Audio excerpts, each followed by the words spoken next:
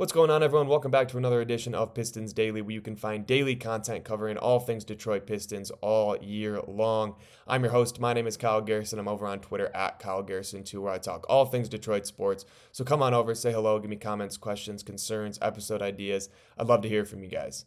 With that being said, let's jump right into today's video. So the first thing I want to talk about is the Oklahoma City Thunder winning the 2025 NBA Championship. Then I want to dive into a potential pick at 37 in Kobe Brea on Wednesday night's draft. And then ESPN just released their way too early power rankings for next year. I'll talk about where the Pistons lie, whether I think they're too high, too low, and just my overall reaction to that. And then finally, I want to touch on a potential unrestricted free agent the Pistons could be interested in, Jake Loravia, and I'll dive into that. But first things first, let's talk about the Thunder. Shai Gilgeous-Alexander is coming off of just one of the most impressive single seasons of all time. Regular season MVP, finals MVP, just won the championship, 30-plus point per game score. Just an unbelievable overall season from SGA. I know a lot of people call him a foul merchant, a free throw merchant, and people, including myself, thought that Nikola Jokic deserved the MVP over him. And I still think that there is some weight behind that. Jokic had just an unbelievable season, and I do think that the Nuggets, if they didn't have his presence, would be a lot worse version of their team compared to Oklahoma City if they didn't have Shai Gilgeous-Alexander. But obviously, that's a question for another day. SGA, well-deserved MVP, well-deserved finals MVP, clearly was the most dominant player in the sport this year, led his team to the championship. And obviously, he had the right pieces around him. He had Mark Daigneault, Sam Presti has done an excellent job in the front office. So he had the right circumstances around him to do what he did this year. But whether or not you want to look at his just his background and his surroundings as he's a product of his environment, or you think that he really did have one of the greatest seasons of all time.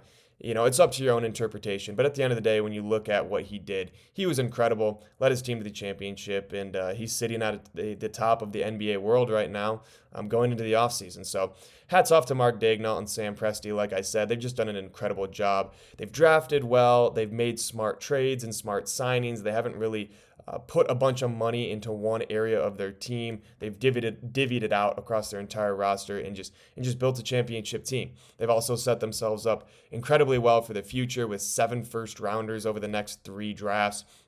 I mean, for a team coming off of a championship, that's just unheard of. They've got so much draft capital, so much young talent still coming up in this league. They've got guys like A.J. Mitchell, who didn't even play this year, really. Nikola Topic also didn't really play this year. Both got rings and are still very young, great prospects in this league that have a lot of talent. So they're just the Thunder are in just an incredible spot, and I hope the Pistons one day can kind of figure out a way to replicate the blueprint that the Thunder have and compete for championships for year to come. I do truly think that the Thunder will be in a position to win next year's NBA championship and for years after that as well, especially considering, like I said, so much draft capital, so much young talent yet to even be added to the roster. But I just thought that the surrounding cast around SGA was also incredible this year. I know I talked a couple days ago about the Pacers' blueprint for their championship team. Just came up a little bit short, also an excellent season overall. But I love the way that guys like Alex Caruso, Lou Dort, Cason Wallace, Chet Holmgren, Isaiah Hartenstein, they all play their role exactly the way that they're supposed to. And it's just encouraging to see a team win it all. And that didn't really build a super team, but rather developed a super team. Clearly, obviously, with Jalen Williams, like I mentioned, Chet Holmgren, Shai Gilgeous-Alexander, all just incredible players. And they have a big 3 in their own right, but they drafted 2 of the players. They traded for SGA in a trade that looked like maybe they were dumping off of a superstar in Paul George, but they ended up getting one back in SGA. He just had yet to really break into his own in the NBA, and once he did, now obviously we've seen what he's done. So just shout out to the Thunder, an incredible season, and I hope the Pistons can be in that same tier here in the next couple of years. But moving on, let's talk about Kobe Brea. I haven't really talked about him much throughout the draft process just because I didn't think that the Pistons would necessarily be really interested in him. But from what I've seen, MLive put out an article today with that just showed where every different mock draft had the Pistons taking. And Yahoo Sports had Kobe Brea, Fansided had Kobe Brea, and Sports Illustrated all had the Pistons taking Kobe Brea. So I figured if that many publications had Kobe Brea as the pick at 37, I might as well talk about him. Another guy, like I talked about yesterday, in Maxime Reynaud, who is a little bit older in the draft process. Kobe Brea is 23 years old. He did play 5 years of college basketball, exercising his COVID year last year at Kentucky, where he did have his highest scoring output as a collegiate player last year for Kentucky at 11.6 points per game, 3.2 rebounds, 1.3 assists, half a block, half a steal. Nothing incredible on the defensive end, but on 5.9 three-point attempts per night, he shot 43.5%. Shot 91% from the free throw line, 47% overall from the field. Clearly, he's just got a very repeatable jump shot that I think is definitely translatable to the NBA level. Like I said, a little bit on the older side, closer to his ceiling than a lot of the other prospects. And I just like the fact that he is the definition of a sharpshooter. I will say Robbie Collins over at CBS put out an article earlier today about Kobe Brea and basically summed him up as a player who's a lethal shooter that can't do much else. So there are some question marks whether or not Kobe Brea can translate to the next level as a overall scorer, a 3-level scorer, compared to just being a 3-point specialist. And also the defensive end of the floor is a big question mark as well for Kobe Brea. He wasn't asked to defend last year at Kentucky just because his role was a knockdown 3-point shooter. But in the NBA, obviously, you can't be a liability on the defensive end or you won't be able to see the floor. So if you're the Pistons and you're willing to take a risk with your only draft pick of the draft, then might as well. Kobe Brea is a guy that, again, like I said, can give you 43% shooting from three. He's a just absolute knockdown 3-point shooter. He moves well off of ball as well, so he understands the spacing, he understands the movement on the floor, which you like in a young player. But again, it's going to be one thing if they like a guy here. It's going to be another if they actually decide to draft him. So Kobe Brea just might be a guy that they're interested in, and he might scare them a little bit on the defensive end. But we'll see what they end up doing on Wednesday night. I know I talked about scenarios where they trade up as well. So Kobe Brea is an option there at 37. If you do trade up, you'll have a better chance at some of those prospects that are not as specializing in one area of the game as Kobe Brea does, but more just NBA-ready guys that can defend, are solid 3-point shooters, and just have a lot of potential in the league. So it'll be interesting. I do believe Kobe Brea will be available at 37. So if the Pistons do stay put on Wednesday night, I expect him to be someone they target. And we'll just have to see if the other parts of his game kind of develop as he gets more comfortable in the league. And then next topic I want to talk about is just ESPN released a way too early power rankings following the Oklahoma City Thunder winning it all, and I wanted to talk about it. I thought it was pretty interesting. They had the Pistons sitting at number 11. I'll read the description for you right now from Zach Crum over at ESPN. So they have the Pistons at 11, like I said. The 2024-25 season was an unreserved success for the Pistons. They increased their win total by 30 from 14 to 44, gave the Knicks all they could handle in a close first-round playoff loss, and saw Cade Cunningham make the All-NBA team for the first time in his career. The franchise will rely on its young players to keep taking steps forward. Cunningham will need to reduce his turnovers and improve his scoring efficiency. Jaden Ivey should bounce back from a broken leg. Jalen Duren will improve his defense, and Asar Thompson should develop more into an offensive force like his twin brother in Houston. So they have the Pistons ahead of teams like the Boston Celtics, the Orlando Magic, Dallas Mavericks, Memphis Grizzlies, Milwaukee Bucks, San Antonio Spurs, Miami Heat, Atlanta Hawks. And that's kind of that 10 through 20 tier. And then they do have them behind teams like the LA Clippers, Los Angeles Lakers, Golden State Warriors, New York Knicks.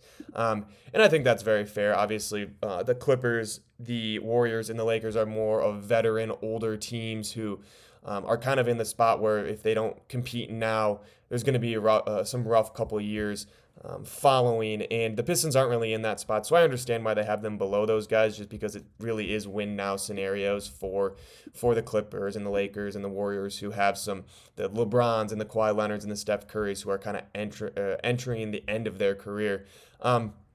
with how young the Pistons core is, I think many people in the media expect the year-to-year improvement to continue as long as the young talent stays on the same trajectory that they have. And I think it's a super fair evaluation, and until proven otherwise, I think this is the case with the Pistons team, is they're around the 11th best team in the league, and they could be anywhere from 16 to 5, in my opinion. There's a big gap that they could be in, but 11 is pretty fair.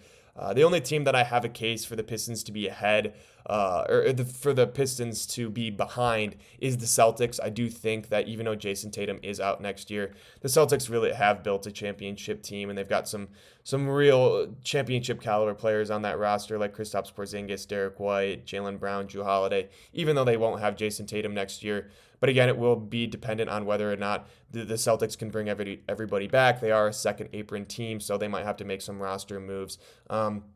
But I think that if you were to put the Celtics at 11 and move the Pistons down to 12, I wouldn't complain. I don't think a lot of Pistons fans would complain either. And then the only teams I do think the Pistons would have a case to be ahead of is, like I said, teams like the Clippers, Lakers, and Warriors, who are just a lot older than them. Clearly, they might be better on paper with Luka Doncic and Steph Curry and Jimmy Butler and Kawhi and James Harden, some of those players that have really proven themselves in this league and deserve their flowers. But I think the Pistons, where they're at right now and just the trajectory they're on, I wouldn't be surprised if next year you see the Pistons ending the season ahead of the Clippers, the Warriors, and the Lakers as well. So, but hopefully come next year, we're talking about the Pistons at number 1 in the way too early power rankings. But first, you got to win a playoff series. But I do think this is the year where they kind of take that next step and turn the corner in the NBA. And then moving on, final topic of today is a guy that I've been really intrigued with in Jake Loravia. He's an unrestricted free agent. He has been linked to the Pistons in the past. I'll just go over kind of what Jake Loravia is all about. Last year, 6.1 points per game on 38% shooting from 3, 44% from the field. Only played 19.3 minutes per game. In his career, the highest amount of minutes he's played on average is 23 minutes per game. And he averaged 10.8 points per game that season. So I don't see Jake Loravia being a guy that's going to come in and be a starter right away, like names I've mentioned, PJ Washington and John Collins. Jake Loravia, I think, is just a cheaper option compared to those two players, but can still give you floor spacing ability. And he understands the game. He can move without the ball. He's a significant upgrade compared to Simone, in my opinion, and will be cheaper.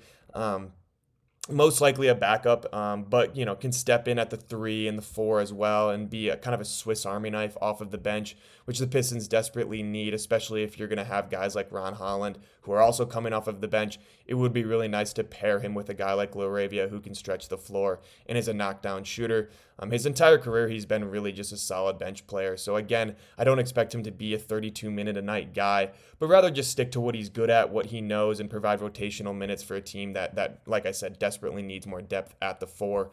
And the reason I think it's plausible for the Pistons to go after him is Sacramento can only offer him $5.1 million because the Memphis Grizzlies declined his team option last season. So this season, the Grizzlies are only able to offer him $5.1 million per year.